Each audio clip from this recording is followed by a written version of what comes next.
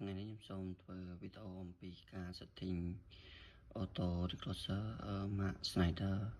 អញ្ចឹងដំបូងយើងចូលទៅកាន់ផ្ទាំង menu ចុច menu ទៀតមានបង្ហាញពាក្យកន្លែងនេះជា system measurement អញ្ចឹងយើងចុច menu ទៀតដើម្បីទៅបន្ទាប់ហើយយើងឃើញមានពាក្យ protection setting អញ្ចឹងនៅក្នុង protection setting នេះគឺយើងអាចធ្វើការ setting អំពែនិងប្រភេទខ្សែកោងនិង TMS ដើម្បីធ្វើឲ្យអូតូយើង detect នៅពេលដែលមានបញ្ហាឆ្លងចរន្តកាត់ឡើងអញ្ចឹងដើម្បីយើងចូលទៅកាន់កែអំពែបានយើងចូលទៅកាន់ select តមកយើងឃើញ cursor load នោះមែនវាកន្លែងហ្នឹងគឺយើងអាចកែបានតែយើងអត់កែនៅក្នុងនេះទេគឺយើងចុច select ទៀតចឹងកន្លែងនេះគឺចំនួនពែអញ្ចឹងបើសិនជាយើងតើយើងសិត150អញ្ចឹងក្នុងនេះដំបូងគឺវាទាមទារយើងបំពេញនៅ password សិនសារauto ទាំងអស់ដើម្បី setting គឺយើងបញ្ចូល password អញ្ចឹងយើងចុច select យក A 4ដងតមកយើង enter តមកយើងថាយើងតំណយើងសិតថា190អំពែតមកយើងបានប៉ុណ្ណឹងយើងចុច select ទៀតអញ្ចឹងយើងសិតទៅលើ earth protection អញ្ចឹងតើ earth នោះសំដៅទៅលើ grounding តើយើងសិត grounding ប៉ុន្មានអញ្ចឹងតើយើងសិត grounding នោះ15អំពែអញ្ចឹងពេលដែលបាន15អំពែហើយយើងចប់ពី protection គ្រប់ A ហ្នឹងយើងចុច enter ដើម្បីផ្ដាច់ចូលទៅដល់ 2A ហ្នឹងគឺវាផ្ដាច់លេខ cursor យើងចុចសញ្ញាព្រួយទៅមុខទៀតយ៉ាងក្នុងនេះគឺយើងអត់សិតទេតមកកន្លែងនេះក៏យើងចូលទៅកាន់សិតចំនួន trip ត្រឡុកអៅយ៉ាងតែនៅក្នុងនេះ trip ត្រឡុកអៅតើយើងសិតប្រមាណយ៉ាងតែយើងចុច select កន្លែងនេះគឺជាចំនួនដែលយើងសិតចំនួន trip ត្រឡុកអៅថាតើអូតូរបស់យើង load ប៉ុន្មានដងតើយើងសិត load តែ2ដងយើងយក2ដងទៅបន្ទាប់មកយើងចុច enter ដើម្បីផ្ដាច់បន្ទាប់មកយើងចុចសញ្ញាប្រូនទៅមុខទៀតក្នុងនេះក៏យើងអត់សិតដែរហើយកន្លែងនេះគឺ high current lock out អញ្ចឹង high current lock out នេះយើងអាចធ្វើការ setting ពែបានដំបូងយើងធ្វើការបើកនៅhigh current on សិនមកសិនជាយើងចុចសញ្ញាប្រូនទៅមុខទៅក្រោយយើងធ្វើការដោះដូរតមកយើងចុចនេះគឺកន្លែង low office អញ្ចឹង low office ហ្នឹងគឺជាទៅវាធ្វើការ detect នៅពេលដែលមាន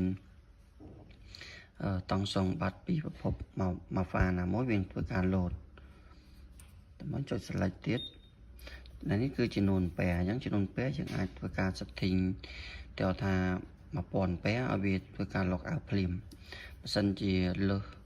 បើសិនជាវាដល់អំពែដល់ប៉ុណ្ណឹងវាធ្វើការlock out ឬក៏ trip នៅ switch gear របស់យើងកុំឲ្យ load ដែលយើងសិត2ដងកុំឲ្យវា load 2ដងហើយគឺវា load តែម្ដងវាធ្វើការ lock out ចោលអញ្ចឹងកន្លែងនេះគឺយើងបាច់កែដែរយើងចុច enter តមកយើងចុចសញ្ញាប្រូនទៅមុខទៀត intra នេះយើងបាច់សិតក៏បានដែរហើយយើងចុចទៅមុខទៀតយើងកន្លែងនេះគឺជាការ setting ខ្សែកោងអញ្ចឹងគេថាខ្សែកោងនេះនៅនេះគឺជាការ setting ដើម្បីឲ្យវាដើរនៅក្នុងលក្ខណៈប្រភេទអីអញ្ចឹងអានេះយើងឲ្យវាជា IC variant បើអញ្ចឹងយើងក៏អាចធ្វើការ change វាដោយចុចសញ្ញាប្រូនតមកយើងចុចកន្លែងនេះអញ្ចឹង TMS នេះយើងយកបើសិនជាយើងអត់ដឹងអូតូនៅប្រភពប្រហែលទេយើងអាចយក 0.05 ទៅហើយinstant multi នេះយើងអាចយក3ដងក៏បាន4ដងបានដោយសារតែយើងអត់ទាន់មានdata setting ពីប្រភពអញ្ចឹងយើងអាចយកប៉ុណ្ណឹងបានហើយកន្លែងនេះចំនួន reclose តើ ចំនួន reclose លើកទី1ហ្នឹងប្រមាណ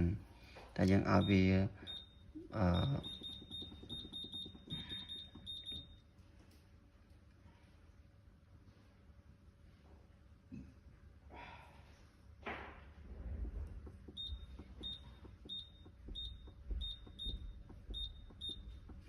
តើយើងឲ្យសិត3 second ឲ្យវាភ្ជាប់ឡើងវិញអញ្ចឹងទាល់ថា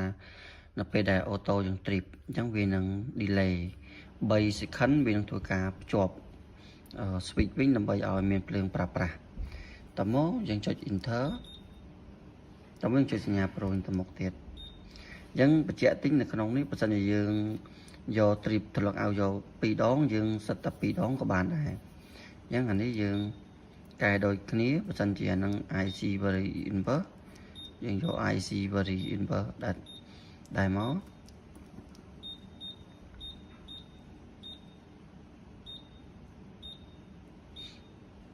នេះបើសិនជា trip ទី1យើងយក IC 255 Very Inverse យើងក៏ត្រូវយកប្រភេទហ្នឹងដែរតោះមកយើងចុច select ទៀតហើយ TIMS ក៏យើងយកដូចគ្នាដែរសារតែកាលណាយើងសិតខុសគ្នានៅពេលដែលមាន trip លើកទី1យើងដើរត្រូវតែដល់ពេលដល់ trip ទី2គឺវាដើរអត់ត្រូវអញ្ចឹងយើងត្រូវការយកដូចគ្នាតមកយើងចុច select ទៀតបើអស់ហើយគឺយើងធ្វើការ enter បញ្ជាក់តិចកន្លែងនេះមិញគឺយើងមានចំនួន reclose time តែដោយសារតែយើងយក trip ទៅ2ដងកន្លែងនេះវាបង្ហាញតែគឺវាអត់បង្ហាញទេគឺវាឲ្យ reclose តែម្ដងទេអញ្ចឹងមិនថាបើសិនជាមានបញ្ហា fault វា trip លើកទី1វា delay រយៈពេល3 second តមកវាភ្ជាប់ហើយបើមាន fault ទៀតវានឹង trip ហើយគឺវា lock out ហើយគឺវាឡើងភ្ជាប់ switch ឲ្យមានភ្លើងប្រាប់ទៅលើបដាញដែលមានបញ្ហាហ្នឹងហើយតមកយើងចុចសញ្ញាប្រូនទៅមុខទៀតយើងកន្លែងនេះគឺជា face យើងចុចទៅមុខទៀតរហូតដល់ឃើញមាន face protection អញ្ចឹង face protection គឺយើងយកដូចគ្នាដែរអញ្ចឹងបើសិនជានៅ ground គេយក 0.05 យើងយក 0.05 ដែរយើងអាចចុចសង្កត់ជាប់វាលេខវានឹង count ចុះរហូត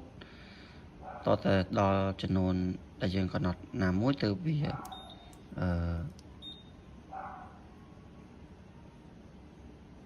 ញ្ចឹងកាលណាយើងចុច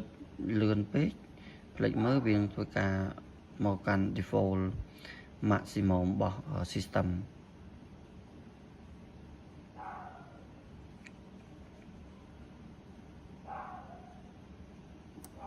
អ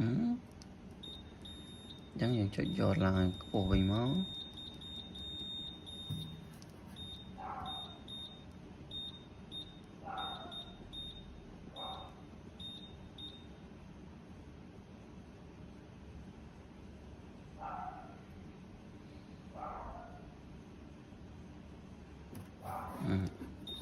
នេះចុចសញ្ញាមកនេះវិញ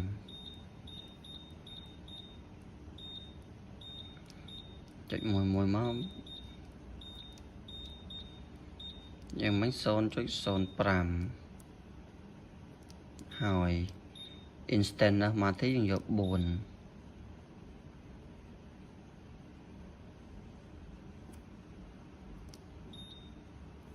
តមកហើយតមកយើងចុច enter ដើម្បីផ្ដាច់ហើយយើងទៅមុខទៀតអញ្ចឹងយើងធ្វើការ setting trip operation trip 2A សិតដូចគ្នាមកយើងអាចនេះបានហើយមិនថាយើងមិនថា face earth protection trip number 2A ហ្នឹងយើងដូច1A ដែរតមកយើងចុចទៅមុខទៀតតមកនៅក្នុងនេះគឺកន្លែងនេះគឺយើងអត់សិតទេកន្លែង facing earth single shot នេះគឺយើងអត់សិតដែរ tag work tag ហ្នឹងគឺយើងអត់ setting ដែរកន្លែង SEF ហ្នឹងក៏អត់ setting ដែរអញ្ចឹងនៅកន្លែងហ្នឹងក៏យើងអត់ set កន្លែង single shot ក៏យើងអត់ set SEF work tag ក៏អត់ setting chẳng bây giờ bẹt của mình mà dân cho tới viên nông tập lọc một mà nồi đàm chẳng ta đo lại nắng dương thưa ca copy group mình than xa tại auto slider vì mình group PS đó chỉ nhưng là bay ở vì group cứ data setting tầm mối dân cho select tầm mối dân cho nhà pro mà cái khơi mình copy all mình copy from A to all tầm mối dân enter các bạn select các bạn nhân viên tụi càng tọt đỏ nhưng mà cái này nó cứ hao vậy nhưng là bây giờ hỏi cứ setting cứ dương setting chọc tọt đỏ nó tụi càng rai cho tụi càng ô tô hay tọt mối viên tụi càng detect nó bây giờ miền chlong cho đòn cả lá nó lực xài bên bao giờ